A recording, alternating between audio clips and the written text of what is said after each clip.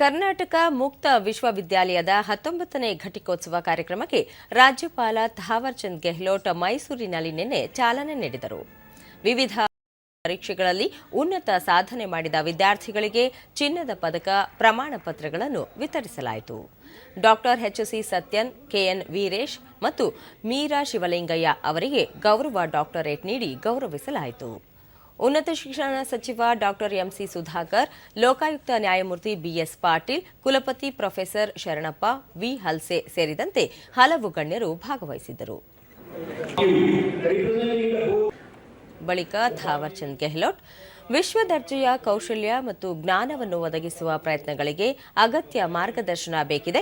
ಉನ್ನತ ಶಿಕ್ಷಣ ಸಂಸ್ಥೆಗಳಿಂದ ಸಂಶೋಧನೆ ಮತ್ತು ನಾವೀನ್ಯತೆಯನ್ನು ಉತ್ತೇಜಿಸುವ ಮೂಲಕ ಶೈಕ್ಷಣಿಕ ಕ್ಷೇತ್ರದಲ್ಲಿ ಭಾರತ ಸೂಪರ್ ಪವರ್ ಆಗಿ ಅಭಿವೃದ್ಧಿ ಹೊಂದಲು ಸಾಧ್ಯ ಎಂದರು. ಕರ್ನಾಟಕ ರಾಜ್ಯ ಮುಕ್ತ ವಿಶ್ವವಿದ್ಯಾಲಯವು ಆರಂಭದ ದಿನಗಳಿಂದಲೂ ಉನ್ನತ ಶಿಕ್ಷಣದ ರಾಷ್ಟ್ರೀಯ ಉದ್ದೇಶಗಳನ್ನು ಸಾಧಿಸಲು ಬದ್ಧವಾಗಿದೆ. ಪ್ರವೇಶ, ಸಮಾನತೆ, ಗುಣಮಟ್ಟ ಮತ್ತು ಹೊಣೆಗಾರಿಕೆಯ ಅಗತ್ಯತೆಗಳನ್ನು ಪೂರೈಸುತ್ತಿದೆ ಎಂದರು.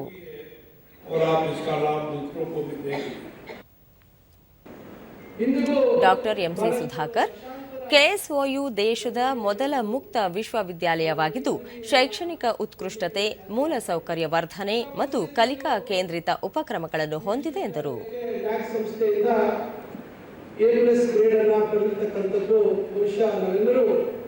ಒಂದು ಕೆಟ್ಟ ಅಧ್ಯಾಯದಿಂದ ಹೊರಗೆ ಬಂದು ಹೊಸ ಅಧ್ಯಾಯವನ್ನು ಪ್ರಾರಂಭ ಮಾಡಿರ್ತಕ್ಕಂಥದ್ದಕ್ಕೆ ನಾನು ವಿಶ್ವವಿದ್ಯಾಲಯದ ಕುಲಪತಿಗಳು ಮತ್ತು ಎಲ್ಲರಿಗೂ ಈ ಸಂದರ್ಭದಲ್ಲಿ ಅಭಿನಂದನೆಗಳನ್ನು ಸಲ್ಲಿಸಲಿಕ್ಕೆ ಬಯಸ್ತೇನೆ.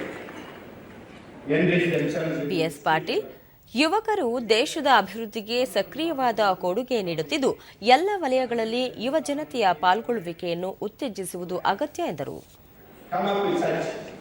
Great facility. There are a number of such open universities, and the Karnataka Open University stands as a premier one in all these universities.